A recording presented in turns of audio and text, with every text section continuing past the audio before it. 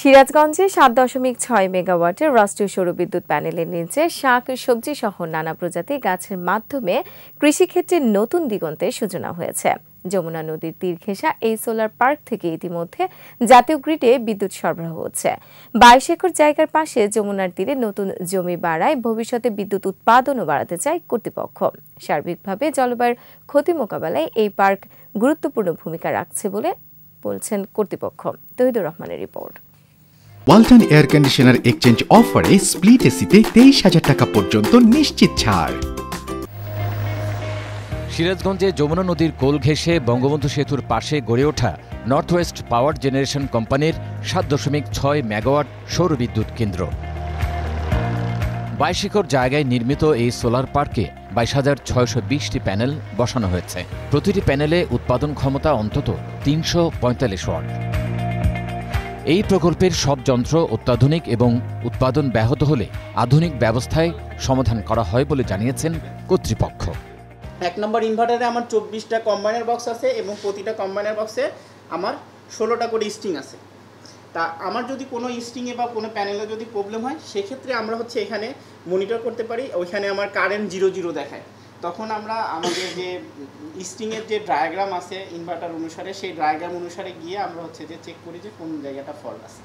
২০২২ সালের জানুয়ারিতে পরীক্ষামূলকভাবে সবজি আবাদ শুরু করে কর্তৃপক্ষ। লাগানো হয় মিষ্টি কুমড়া, লাউসহ বিভিন্ন সবজির চারা। তবে শুষ্ক মৌসুমে সবজি কেটে ফেলায় এখন কিছুটা কম।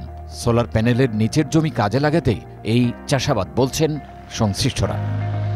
মাননীয় প্রধানমন্ত্রী যে ঘোষণা দিয়েছেন যে আমরা 1 ইঞ্চি জমিও আমরা খালি রাখবো না চাষাবাদের মাধ্যমে, তার ধারাবাহিকতায় গত বছরও আমরা এখানে বেশ মিষ্টি কুমড়া চাষাবাদ করেছিলাম। এবার সাথে সাথে আমাদের মিষ্টি কুমড়ার সাথে আমরা ওই কচু, বেগুন, পুঁই শাক, লাউ শাক এগুলো আপনার ফিল্ডে গেলেই দেখতে পাবেন যে আমরা পর্যাপ্ত পরিমাণে লাগিয়েছি। বদ্ধপরিকর যে আমরা এই জায়গাটা খালি রাখবো না, কারণ এখানে প্যানেল থেকে বেশ পরিমাণ দূরে আমাদের ল্যান্ড, এখানে আমাদের চাষাবাদ করার সুযোগ রয়েছে।